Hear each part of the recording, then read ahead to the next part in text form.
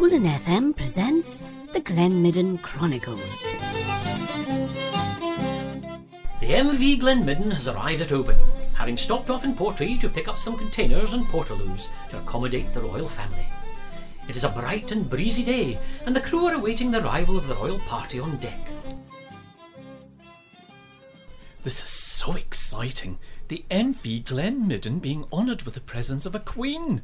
A royal one at that. Do you think I'll have to bow and scrape like they do in the films? I will. I'll bow, but I'll be jiggered if I'm scraping or anything. I don't think that'll be necessary, Scotty. Anyway, seemingly they are sending an emissary on board first to tell us what's expected of us during the trip. Well, I just hope they're not expecting too much. I'm not going to be some sort of a slave, like some concubine. They can get that out of their heads to begin with. I don't think they'll expect you to do anything out of the ordinary, but if they do, then please do it for our sake. No, I have my dignity and my honour to think about. You should have thought of them 40 years ago. Scotty, don't you know that it's rude to allude to a lady's age? Aye, so's it might be, but you're nae lady. Maggie, how about we pay you time and a half to be nice? Captain, I don't believe that. I'm offended that you should be offering me such a thing. Double time? Done. Aye, and so we have been.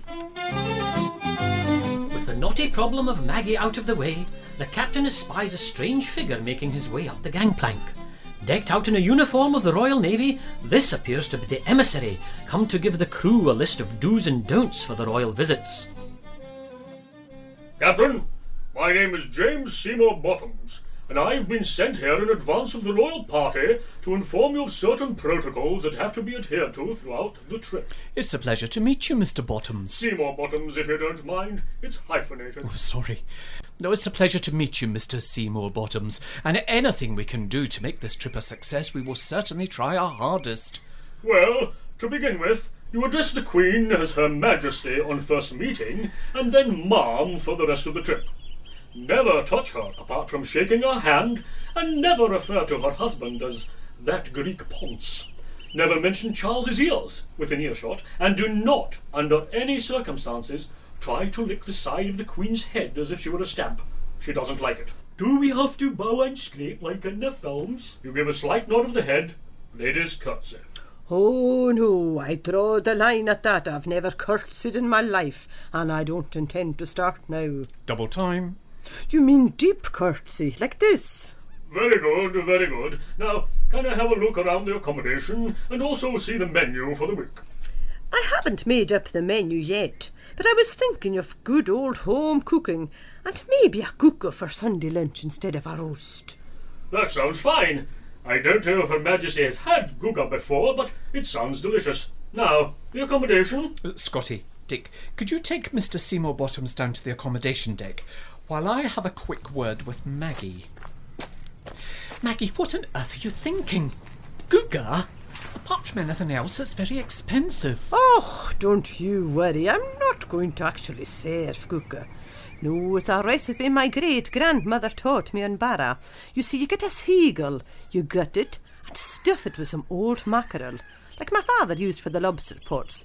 Then you stuff the whole thing into a sock that's been worn for about 3 months without being washed. Then you immerse it in engine oil for 24 hours, and before you can say Gordon Ramsay, no one would know it's not a cooker.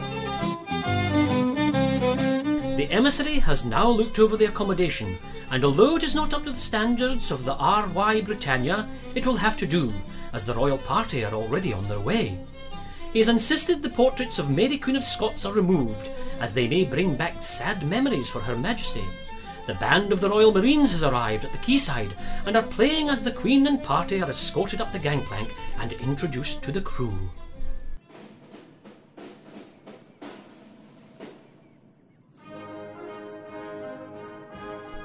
Your Majesty, it's a great pleasure to welcome you and your family aboard the MV Glen Midden.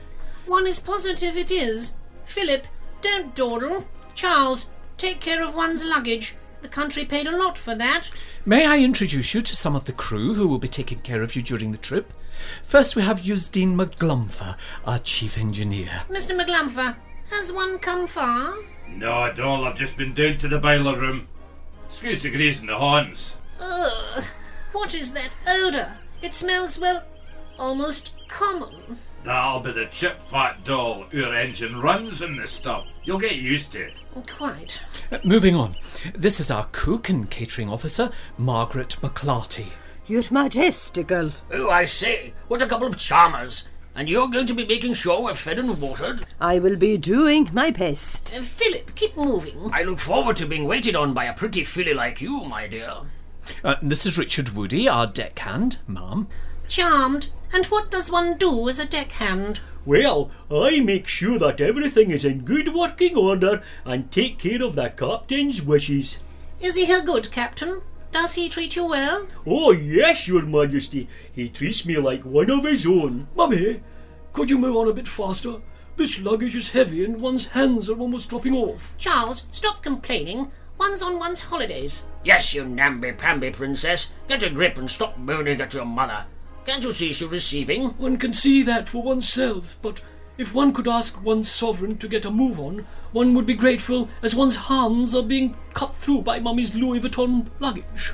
Oh, I suppose he's got a point. Move on, you old trout. I need to down a quick snifter before lunch. Captain, it appears my family would like to be taken to their quarters, if that is possible. No problem at all. Maggie, could you take the Royal Highnesses to the suites? This way, after you, ma'am. Thank you, my dear. You go next, my pretty little filly. We'll follow behind. If you don't take your hands off my bahookie, I'll give you a right belt round the ears. Oh, a feisty young thing. One loves it. Hold on. No one comes on this ship without paying. One begs one's pardon. Don't come the high and mighty and lardy-da with me, lady. It's £15 for foot passengers. Purser, may I introduce Her Majesty the Queen? Are you paying for her then? No, it's all taken care of. I asked Scotty to give you all the details. And that I did. Aye, well, I read those details, and I think you, madam, haven't read the small print. It says here, Her Majesty will travel free of charge on board the MV Glen Midden, but her escorts must be paid for. This includes members of her family and any other passengers accompanying the said Queen. Now, by my reckoning, that's 2 persons here, plus the band of the Royal Marines. So, Your Majesty, you owe me £1,175. I take cash, cheque with card, or credit card. One's never been so insulted. Oh, one must have been. You've certainly been around long enough. Enough. Your Majesty, please excuse my overexcited purser. I will sort this out, if you like to continue to your cabins. That's got the trip off to a good start. The purser has managed to insult the Queen and her family by asking for money. Maggie is being gloated over by Prince Philip, whilst Charles is just glad to be putting the Louis Vuitton luggage down for a bit. Will the Queen last the week? Will Philip get his way with Maggie? Will Charles ever become king? Tune in next week for some of these answers. You have been listening to the Glen Midden Chronicles, brought to you by Cullen FM. Voices supplied in no particular order by John Wilson, Nick Wakeham, Shona Campbell and John Grundy. The series was devised by John Grundy and written by Nick Wakeham. This has been an Old Mission House production.